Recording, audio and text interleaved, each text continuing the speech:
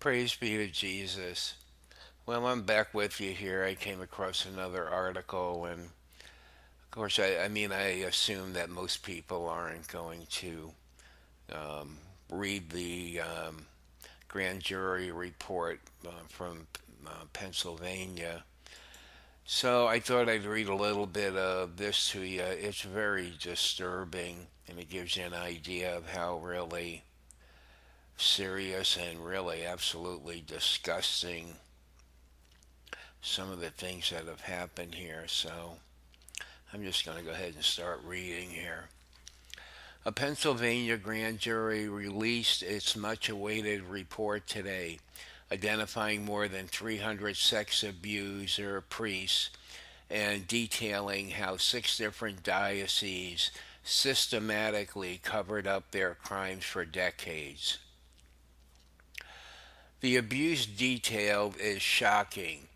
Priests manufacturing child pornography based on religious imagery. A priest ejaculating in a 7-year-old's mouth. A priest named Father Augustine Gila regularly collecting samples of urine, pubic hair, and menstrual blood from girls in a family he knew and ingesting those samples. Boys raped and molested in rectories. A priest's fondling of a fifth grade boy referred to simply as in an encounter in diocesan records. The cover up stretched in some cases all the way to the Vatican. Attorney General Josh Shapiro, a Democrat, said at a press conference. The grand jury reviewed over 500,000 internal church documents from the dioceses of Allentown, Erie, Greensburg, Harrisburg, Pittsburgh, and Scranton.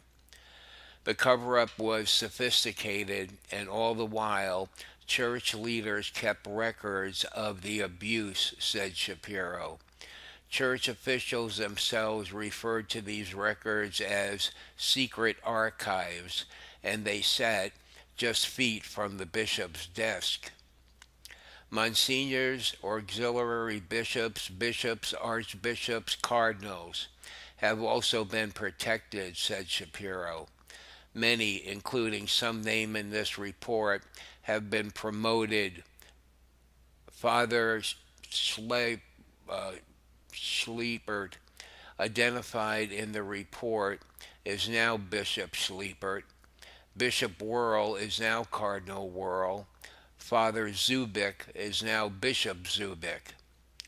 Predator priests were allowed to remain in ministry for 10, 20, even 40 years after church leaders learned of their crimes, he continued. In those years, their lists of victims got longer and longer.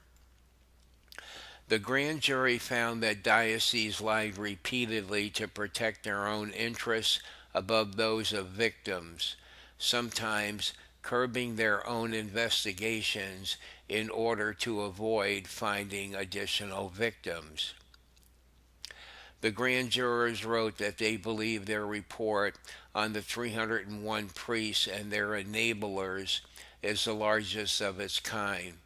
By comparison, estimates of the number of abusive priests identified since 2002 in the Boston, Massachusetts Archdiocese range from about 150 to 250. Never on this scale has such a grand jury report on clerical sex abuse been produced, it says. Well, the article goes on if you want to read. Actually, it's a pretty long article. In fact, I'm scrolling now and it's a very long article. I suppose it gets, wow, this is really a very long article. Well, if you want to read more about it, I just wanted to give you an idea of how terrible all this is, you know.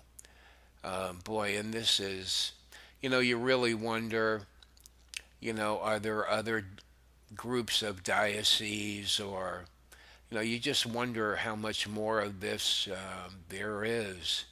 and not only in the United States, but in other countries. But, it is what it is. And I don't know. I suppose okay, if Jesus wants it all brought into the light, then we're going to be looking at this kind of stuff for a long time.